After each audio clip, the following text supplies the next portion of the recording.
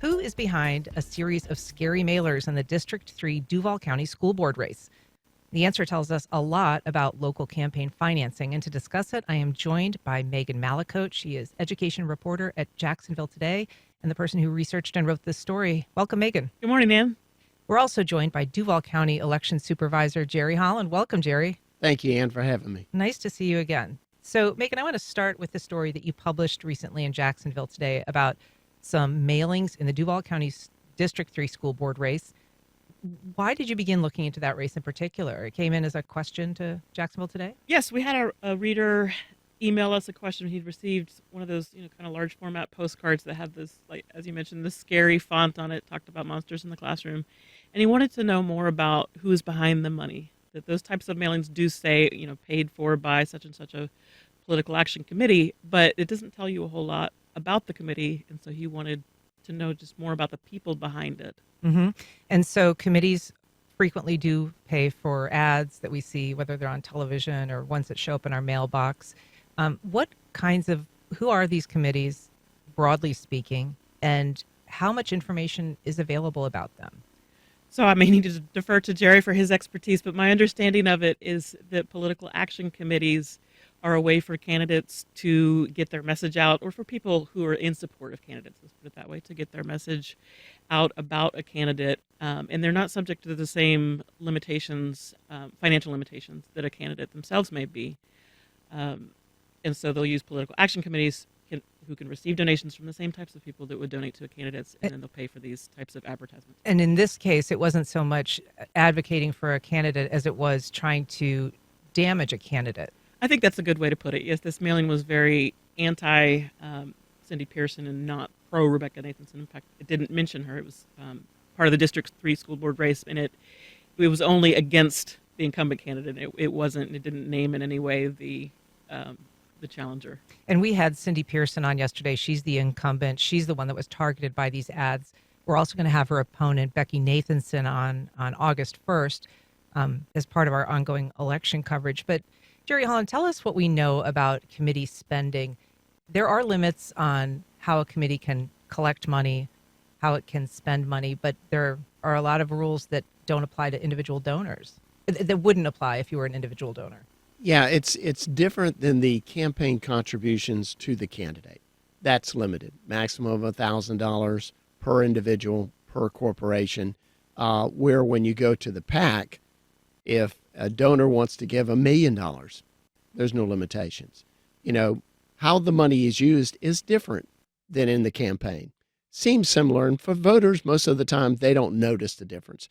As you mentioned, a lot of times it's negative.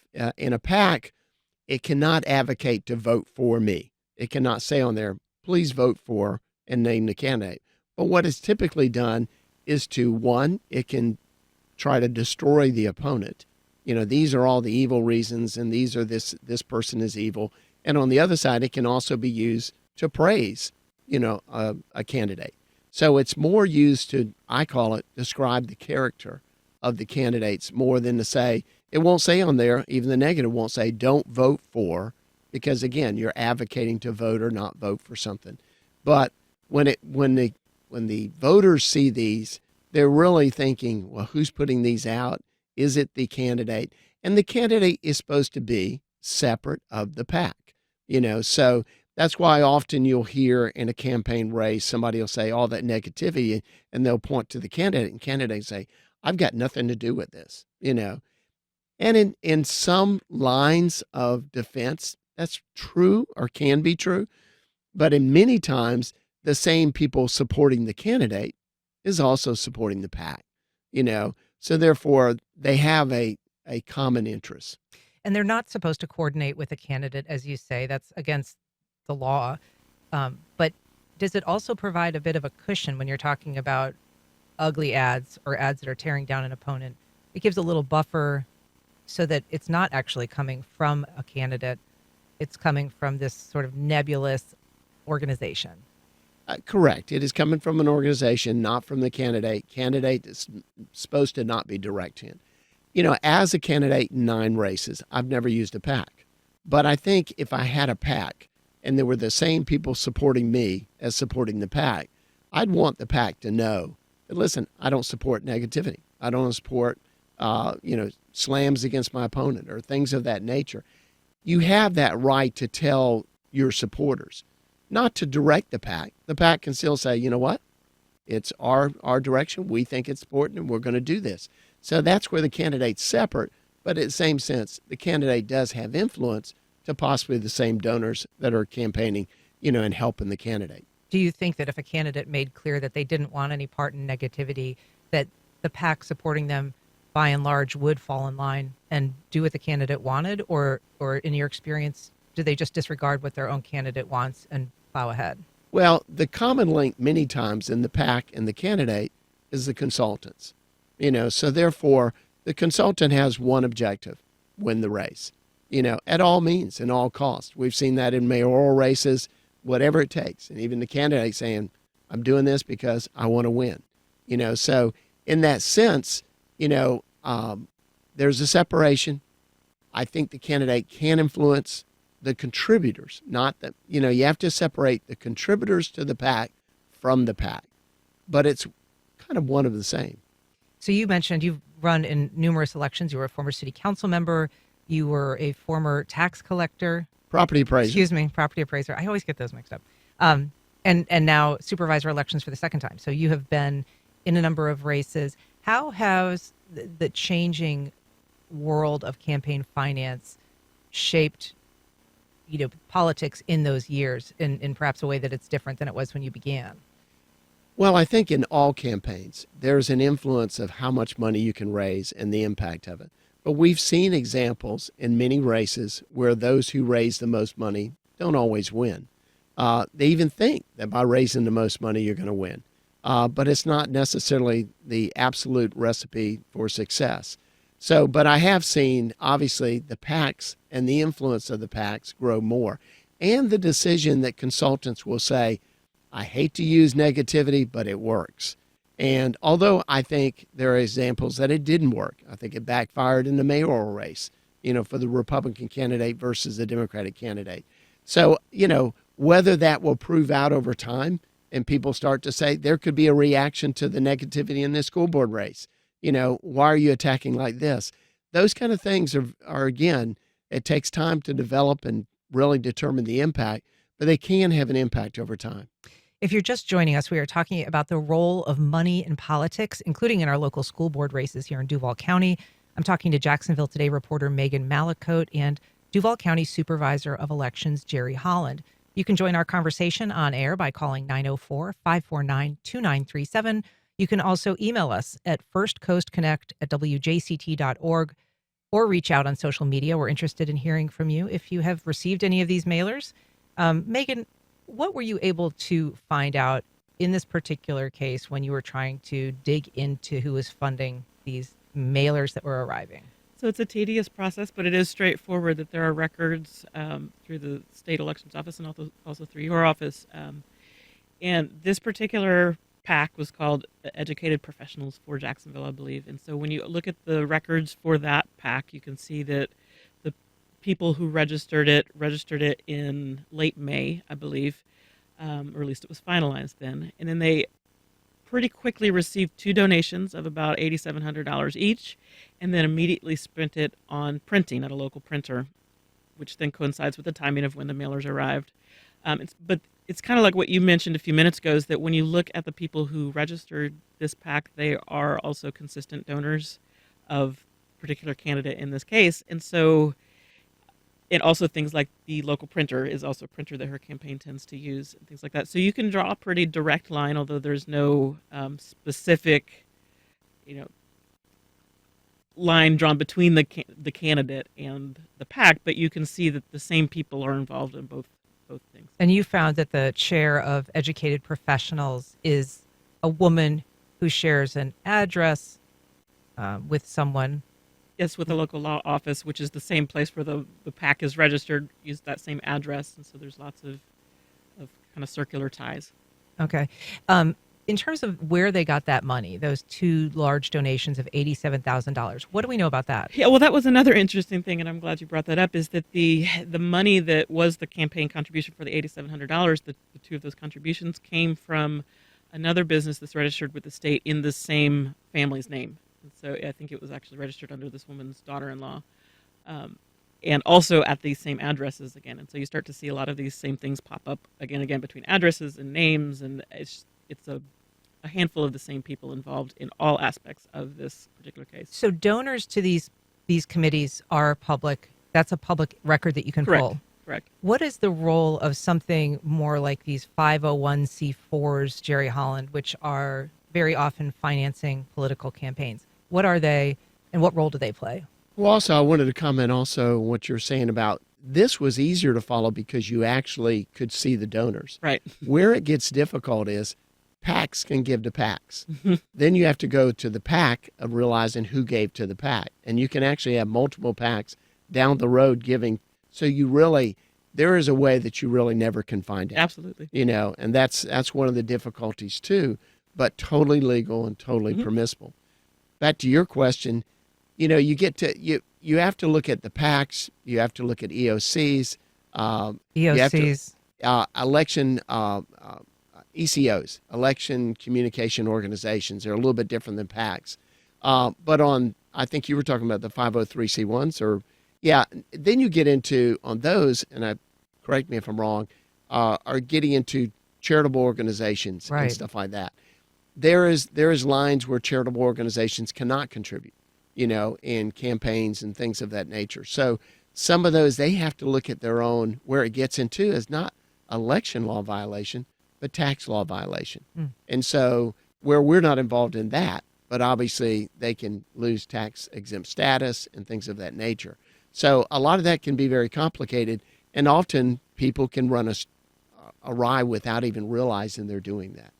The thing, Megan, about an organization that might be a nonprofit that is making donations to a political campaign is that they don't have the same disclosure deadline in terms of who's financing them as an election cycle. Right. A nonprofit may or may not, depending on how they're structured, have to disclose their donors. There was a case a couple of years ago that the Miami Herald reported on in South Florida where a nonprofit group that was kind of hard to figure out who they were, and I think it was a city council race, I could be wrong, that had donated these massive amounts to a spoiler candidate that then kind of changed the way that the election outcome would have been predicted. And they had some documents leaked to the Herald that turned out that the donation to this nonprofit had come from Florida Power and Light. And so Florida Power and Light, of course, had vested interest in the outcome of this election and wanted to influence it, but didn't necessarily want to be connected to it. And so they donated to a nonprofit. And the only reason the Herald was able to determine that the Florida Power and Light was even behind it was because of these leaked documents, because the nonprofit had no obligation to report who their donors were. And so if a nonprofit then donates to a PAC, then donates to a PAC, then donates to a PAC, it creates this very tricky path to follow. And so as journalists, we can look it up. And I could have taken you back without the leaked records to the point where that PAC received a donation from the nonprofit, but I couldn't have told you anything more because nonprofits aren't obligated to say where their money comes from. And that candidate in my memory was, very much in support of rooftop solar, which was something that the power company was not particularly interested in advancing. Right. But as you say, had those documents not actually been leaked to reporters, nobody would have been able to make that connection. Right. Jerry, is there any push for greater transparency in terms of PACs donating to PACs? No. Okay. And the reason I say that, just real quick and simple, both parties use it. And so the reality is it's to their advantage when they want to do it. And so you don't see it cleaned up. I was sharing with someone earlier, it's very similar to write-in candidates. The reality that we can close an election with a write-in candidate of the same party as the two people that are running, and then the person withdraw before the general election just to close it, seems a total just abomination of elections and the ethics behind it. But it's totally legal and both parties do it. That's true. We've got a couple of calls. I want to take Mark on the south side. Good morning, Mark. Go ahead. Hey, good morning. I wanted to, just say a comment about something I believe it was Jerry that said or was discussing about negative campaigning, negative ads. I've been in sales for over 30 years, and one of the top rules in sales is you don't sell your product by knocking your competition's product. If you don't have the features that is going to, generate support for your product, you got a pretty sorry feature. And it drives me nuts that both sides of the political aisle always spend so much money on negative ads. They're just telling me why I should not vote for somebody else, not why I should vote for them. I just don't understand, and maybe you kind of mentioned that that might have helped Donna Deegan win her mayoral election. But are there other examples of folks who pledged, I'm not going to go after my competitor. I'd rather spend the money on telling you what I believe, things that I've done. Here's my track record, and sell the positive sides of themselves as a candidate. Good question, Charles. How often do you see that? Well, a lot of times you'll see the candidate who will say, I'm not going to use negativity, I'm not going to do that, is because they can't raise the money to do it. So it's an easy out, and it makes them look like they're a hero. And that may be their ethical stance, but it's one of the reasons is they don't. I'll never forget, I asked one of the consultants in the mayoral race that lost, I said, do you regret the way of the campaign was? And they said, oh, no, it was working. We just needed more time. So in the minds of consultants, negativity works. And you run on the campaign of this, vote for me because I'm not as bad as my opponent, and let me tell you how bad my opponent is. We've got a message from Deb on Facebook. She says, so glad you're bringing this to light. Those mailers are disgusting. And Megan, we should say the allegations in those mailers very much try to make someone look almost like a sexual predator because they're based off some, unfortunate and criminal actions that occurred at a school here in Duval County. Yes. But they're trying to paint the school board member as a responsible party. Right. They were non-credible allegations. I mean, I looked at the sources that they put on each of the postcards in, tiny fine print and then went back and pulled the meetings and watched each one of them to see what the discussion had been. And I came to the conclusion that they were very much taken out of context, which I suppose isn't surprising. But I don't know how many voters also then go to the sources that are listed on the postcards and make the choice for themselves. But yeah, they were not credible. Jerry, I want to ask you about something you said, because you said, the parties want this. This is something that they would not necessarily fight to get rid of. Very often the donors, the large donors, are pushing for legislation that aligns with their bottom line, essentially. I mean, the large donors are very often in support of candidates and legislation that is about money for them. How much of this is about what the party wants as opposed to just what big donors want? I think it's a combination of both, but the donors do feel like I have a greater influence if I want it based on how much I can contribute to it. Both the future obligations possibly of the candidate, as well as my ability to control the narrative because I can put enough money into it. And so the law changed after the Citizens United decision. That was a Supreme Court decision, 2010, Probably close to that. And that basically equated money with speech, right? It's a freedom of speech issue. Money is the same as speech. And, if you carry that to its logical end, it basically says if you have more money, you can speak more. Yeah. In a louder voice. Yeah. Fundamentally, perhaps not. I don't know. Is that an appropriate way to? And I'm not asking you to second guess the Supreme Court. Obviously, their decision stands. No, but where it may come back to, and I think we just talked about those mailers. The old saying is a half truth is also a half lie. If we can ever get to the point that we're not really saying the truth in our mailers and held accountable for that, then are the assuming based on what I'm saying that you extrapolate a different outcome. I'll never forget, I had an opponent one time, and he had turned me into like FDLE, Florida Ethics, about 6 different agencies, and reported. All of them said, there is nothing there, there's nothing. But what did his campaign ad read? He has been investigated by Florida Department of Law Enforcement, by the Florida Ethics, by the IG's office. He's been investigated by all these. True. But nothing was coming. But how do you kind of take these ads back into a true truth meter and say, yeah, but what you're trying to say is this, but what you're saying is this. If we can ever get that, it wouldn't matter how much money people would put in. I see nothing wrong with a side-by-side comparison. My opponent voted for this. I voted for this. My opponent supports this. I support that. Know the difference between the two opponents.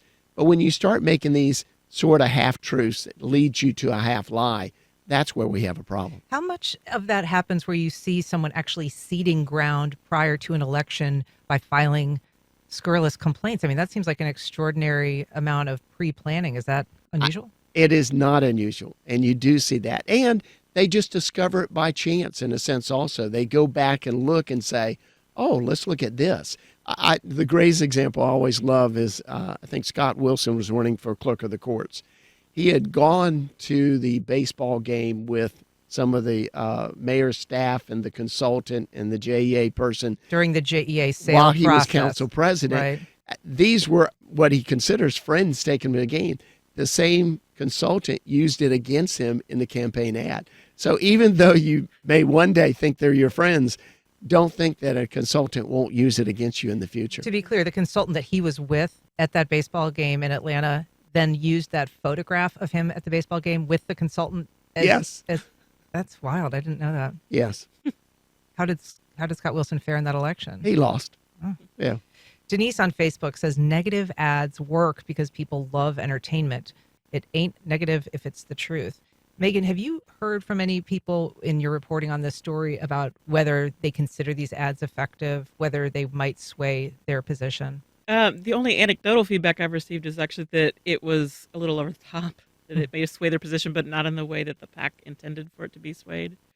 So, but it's hard to say that it reached a lot of people, and I certainly haven't heard from everybody. We also have a message from Charshus on Facebook. It says, if you are the right candidate for the job, your qualifications and visions should be sufficient to earn votes without resorting to speaking negatively about your opponent. Focusing on your own accomplishments and plans demonstrates your confidence and readiness to serve rather than deflecting attention away from your own record.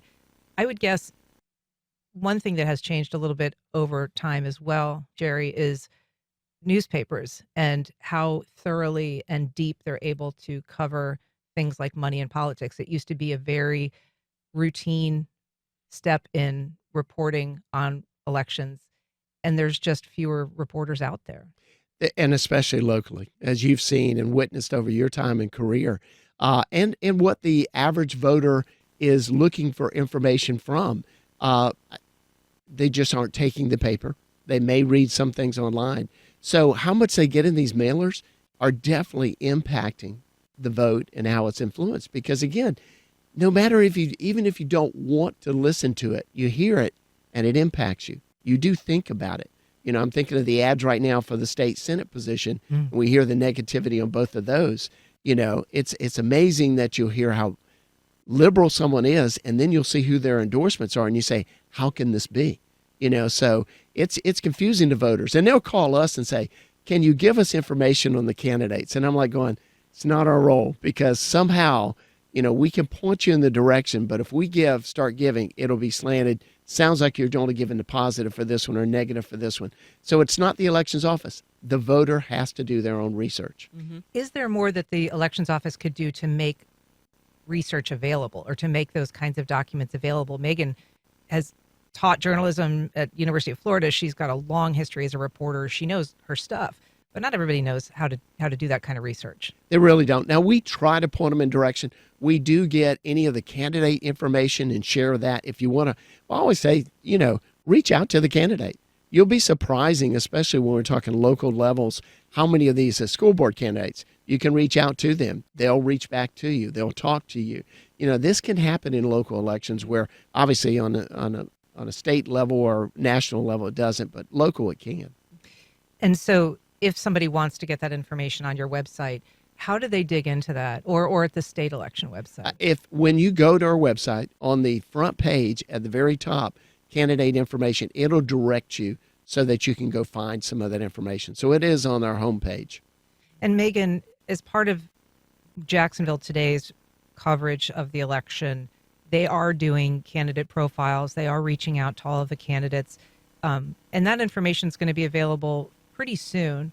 Yes, we're working on a voter guide, and I believe August 1st is our target date for publication, and we're contacting each of the candidates and trying to have them each answer the same questions for at least in each race that we've come up with, and then have so that people can have a source to go to look and read about the candidate in their own words. We're not editing in any way. We're just taking the words of the candidate and publishing it. And are you planning on doing any more reporting on money in politics in the local races? I think that money in politics always leads to interesting stories. So as the opportunity arises, definitely. Yeah.